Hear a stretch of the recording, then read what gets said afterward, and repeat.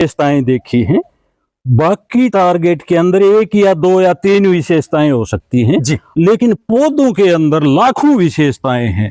Furniture देखो, औषधि देखो, पशु पक्षियों का आशियाना देखो, ऑक्सीजन देखो, प्राकृतिक सौंदर्यकरण देखो, आप कुछ भी देखो, लाखों देखो, आप सोच भी नहीं पाएंगे। आप सुबह से शाम तक लिखने लग जाएंगे, इतने गुण पेड़ पौधे के अंदर होते हैं। बिल्कुल है। और पेड़ पौधे से सबसे ज्यादा, सबसे उच्च धर्म में पौधारोपण को मानता हूं। बिल्कुल होता है मलिक साहब, इसके अंदर काफी गुण है और काफी चीजों में काम आते हैं। फल के अलावा फल, लकड़ी, छांव और ऑक्सीजन वगैरह काफी देते हैं। जिस समय किसान खेत के अंदर हल जोता है और थक जाता है तो एक छांव देखता है बैठने के लिए और बड़ी सुकून का सांस मिलता है, उस पेड़ की छांव में बैठते हैं। गर्मी के समय में हम रास्ते में चलते हैं तब भी हम छांव देखते हैं। पशु पक्षियों को आशियाना भी मिलती है, वो भी छांव में बैठते हैं। रात को उनको बैठने के लिए चाहिए।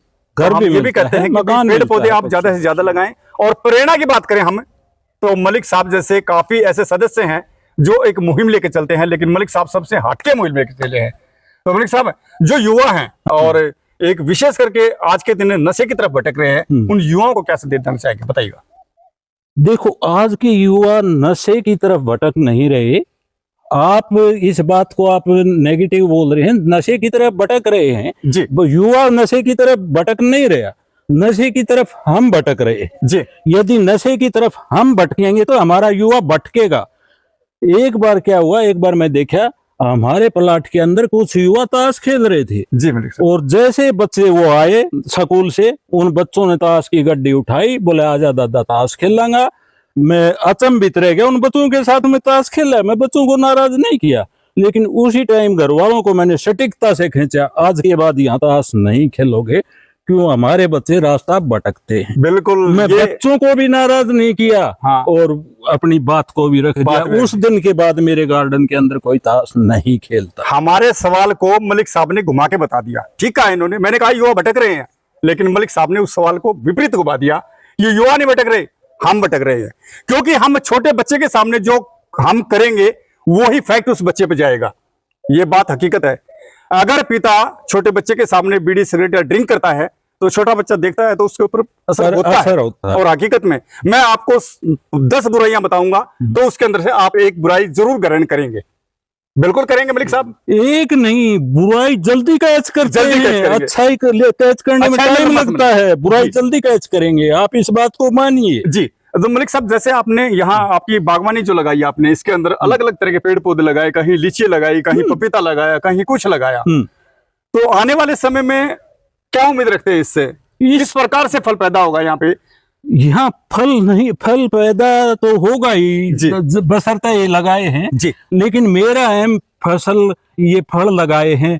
मेरी यहाँ मीटिंगें होंगी, जागरूकता होगी, यहाँ फल खाएंगे जो मीटिंग के अंदर आएंगे और उनको फल उनके बच्चों के लिए दिए जाएंगे, तो खुद व खुद उनके अंदर जागरूकता आएगी। यहाँ स्वदेशी चीज इस्तेमाल होगी, नहीं कि ये पेप्सी मरिंडा जैसे आज इस्तेमाल हुई है, आने वाले भविष्य में पेप्सी मरिंडा इस्तेमाल नहीं होगी, लस्सी, जीरा, दूध या फ्रूट इस्तेमाल होगा। वापिस उसी हरियाणा को लेके आएंगे, हम स्वदेशी अपनाएंगे। देशों में देश हरियाणा जीत दूध दही का खाना, वही वो जो कबावत हमारी हरियाणा की थी जो खत्म हो चुकी थी, लेकिन मलिक साहब की सोच वही है कि फिर हमारा वही हरियाणा बने, देशों में देश हरियाणा, और यहाँ दूध दही का खाना। यहाँ काफी तगड़े तगड़े युवा और बहन बेटियां होती थी और अब भी हैं, लेकिन अब वो दूध दही कहाँ है, क्योंकि अब तो ढोल है, ढोल के अंदर जाते हैं दूध, ढोल के अंदर जाते हैं, पॉइजन पीने को मिल रहा है पेप्सी मरिंडा।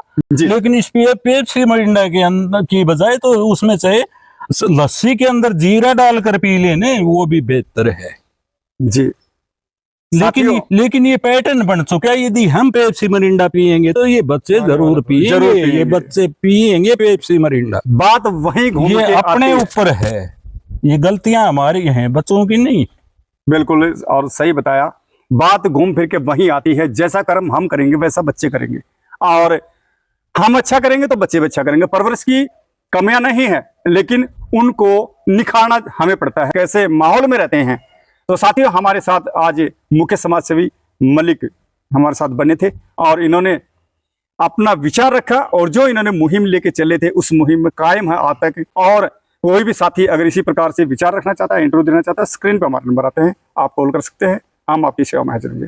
नमस्कार साथियों।